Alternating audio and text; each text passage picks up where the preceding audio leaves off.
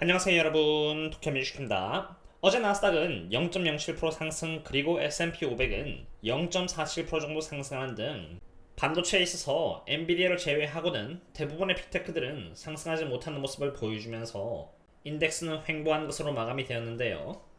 가장 먼저 차트 관점에서 바라봤을 때 나스닥은 bearish 패턴인 rising wedge 패턴을 그리면서 하락을 하고 있는 상태이고, S&P 500동은 이렇게 라이징 웨지 패턴에다가 추가로 여기 이렇게 bearish engulfing 패턴이 잡힌 상태이며, 반도체 섹터의 ETF인 SMH 또한 마찬가지로 큰 장대목이 나오면서 하방력이 가해지고 있는 상태입니다. 반도체와 더불어서 S&P 500 그리고 나스닥에서 모두 공통적으로 하락 시그널이 나온 데에는 어제 분석을 드린 대로 ASML의 실적과 가이던스가 상당히 좋지 않았기 때문인데요. ASML의 실적과는 달리 오늘 발표된 TSMC의 실적과 가이던스는 또 반대로 상당히 좋은 실적이 발표가 되면서 적어도 하락의 분위기가 약해진 상태입니다. 그런 의미에서 TSMC의 실적과 가이던스가 종합적으로 얼마나 좋았는지부터 보도록 하겠습니다. 우선 실적 측면인데요. 가장 기본이 되는 여기 earning per share와 매출액은 각각 컨센을 8.5% 그리고 1.15% 돌파하는 모습을 보여주었고요. 여기 마진율 쪽은 컨센 대비해서 5.5% 이상의 모습을 보여주면서 ASML과는 정말 다른 모습을 이번 24년 3분기에 실적으로서 보여줬습니다. 그럼 이제 봐야 되는 것은 바로 가이던스인데요. 가이던스에서는 여기 매출액과 그로스 마진이 있었는데, 원래 매출의 경우는 24.94빌리언 달러를 낼 것이라고 24년 4분기에 예측이 되고 있었습니다만, 이번 3분기 실적을 발표하면서 24년 4분기 가이던스를 26.5빌리언 달러로 상향 조정시켰고요. 마진율의 경우는 원래 54.71%를 바라보고 있었지만 무려 58%까지 상향 조정을 시키면서 상당히 좋은 가이던스를 발표한 것입니다. 매출은 그렇다 치더라도 마진율을 4%까지 상승시킨 부분은 상당히 좋은 부분이라고 생각합니다. 그럼 실적 발표 때 다뤄졌었던 코멘트 또한 보겠는데요. 가장 인상 깊었던 부분은 바로 AI의 디맨드가 이렇게 로버스트한 부분으로 AI 관련 수요가 상당히 강하다라고 TSMC 측에서 발표한 것입니다. TSMC에서의 좋은 실적 덕분에 엔비디아는 지금 프리전 기준으로 140달러 정도를 갱신하게 되었고요. 140달러 이상이 유지가 된다면 엔비디아를 상으로 잡힌 여기 이러한 bearish engulfing 패턴의 경우는 무효화가 되면서 주가는 기술적으로 더 나갈 수 있게 됩니다. 물론 실제로 140달러 이상 나갈 수 있는지 보기 위해서 옵션 또한 제가 한번 체크해 봤는데요. 우선 콜옵션은 138달러 그리고 140달러에 집중적으로 잡혀 있는 상태로 엔비디아가 지금 프리장 기준으로 139에서 140달러 정도에 움직이고 있기 때문에 138달러 측에서 수익 실현하는 과정에서 하방력이 1차적으로 가해질 수 있을 것이라고 보고 있고요. 만약 140달러를 넘어가게 될 경우에는 140달러에 잡혀있는 콜옵션 측에서 수익 실현을 할 것이기 때문에 하방력이 추가로 가해지게 됩니다. 그러므로 일단 138달러에서 140달러가 저항선 역할을 할 것이므로 이 부분은 유념하시면 좋을 것 같습니다.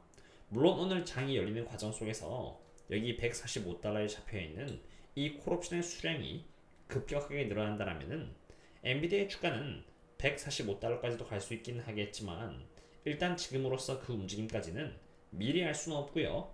우선 138달러와 140달러에 잡혀있는 이 콜옵션이 저항선 역할을 한다고 알아두시면 좋을 것 같습니다. 그럼 이제 테슬라를 살펴보도록 하겠습니다. 테슬라는 로보택시 데이 때 약 9% 정도의 갭 하락을 보여준 뒤부터 특별한 움직임을 보여주지 못하고 있는 상태인데요. 로보택시가 지난주 목요일날 발표가 되었었고요.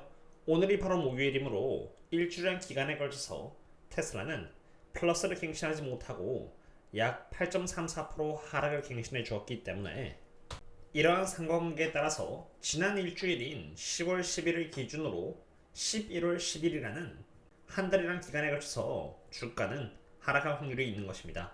왜냐하면 평균적으로 일주일에 걸쳐서 이렇게 마이너스를 갱신했을 때 한 달 동안 테슬라의 주가 퍼포먼스는 보시다시피 안 좋았기 때문에 이번에도 그럴 확률이 있는 것입니다.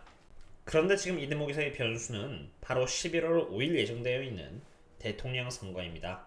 많은 분들이 아시는 것처럼 일론 머스크는 트럼프 대통령의 당선에 올인을 한 상태로 파란색이 트럼프가 당선될 확률이고 주황색이 바로 테슬라의 주가인데 단기적으로 이렇게 디커플링이 된 적이 있긴 했지만 동일한 상관계에 따라서 주가가 움직이고 있다는 것을 볼 수 있습니다. 첫 일주일의 퍼포먼스가 이렇게 안 좋았던 경우 10월 10일부터 이번 케이스인 11월 10일까지의 한 달의 퍼포먼스 또한 이렇게 안 좋을 수 있는 가운데 트럼프가 당선돼서 테슬라가 어떠한 방식으로든 수혜를 입게 된다는 기대감에 따라서 만약 주가가 올라간다면은 이렇게 3개월째에는 좋은 주가 퍼포먼스를 보일 가능성을 배제할 수도 없는 것입니다. 이제 대선까지 약 2주 정도라는 기간밖에 남아있지 않은 가운데 만약 트럼프가 당선된다고 했을 때 테슬라가 어떠한 방식으로 언제 수혜를 받을지 혹은 수혜를 아예 받지 않을지 저는 모릅니다. 하지만 적어도 수급 관점에서 바라봤을 때 테슬라가 위치해 있는 이 XLY는 수급이 가장 약한 여기 레깅 쪽에 진입하게 된 상태이고요. 저희 경우는 수급이 가장 좋은 나머지 주가가 한창 잘 나가는 여기 리딩일 때 주식을 사는 것보다 수급 현황이 좋지 않아서 주가가 하락한 여기 레깅일 때 대응하는 것을 선호하기 때문에 제가 만약 대응을 한다면은 레깅이 어떤 지점을 시작해서 분할 매수를 해나갈 것 같습니다.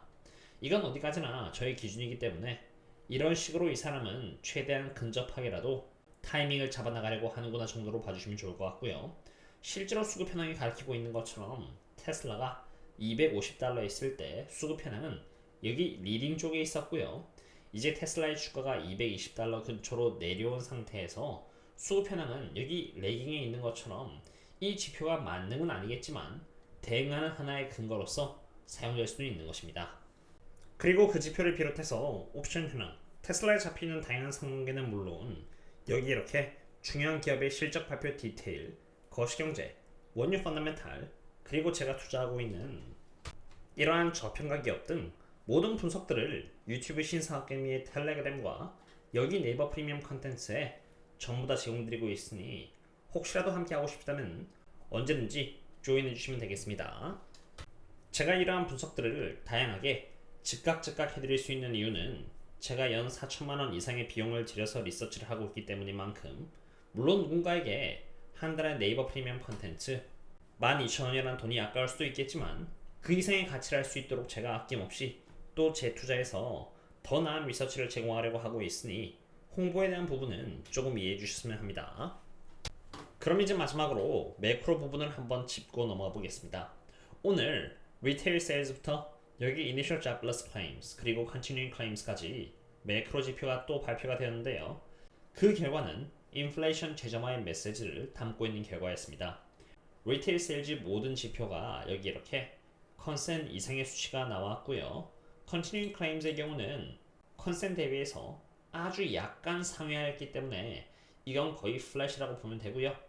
Initial Jobless Claims는 컨센보다 약한 수치가 나오면서 경제가 강하며 인플레이션이 덜하고 있음을 여전히 보여주고 있는 것입니다. 지표가 발표가 되고 나서 국채금리 또한 이렇게 일제히 상승을 하고 있는데요. 10년 국채금리는 강한 반등을 보여주고 있는 상태로 사실 인플레이션 최저화를 의미하는 것이고요. 미국 경제가 강하다는 것을 의미하는 것이므로 이것은 원유의 수요가 상방 압력을 받는 만큼 이러한 흐름이 이어진다면 유가는 상승할 가능성이 높겠습니다. 오늘은 TSMC의 실적, 엔비디아, 테슬라 그리고 매크로에 대해서 알아봤는데요. 지금 이미 증시는 너무 사실 과열된 상태인 만큼 저는 고평가 기업 상으로 보수적인 자세를 유지할 것 같고요. 주가가 여기 이렇게 52주 고점 갱신을 완료했지만 여전히 저평가인 기업들을 상으로 투자하는데 집중을 하고자 합니다. 오늘의 분석은 여기까지가 되겠습니다. 그럼 다음에 또 만나요. See you later.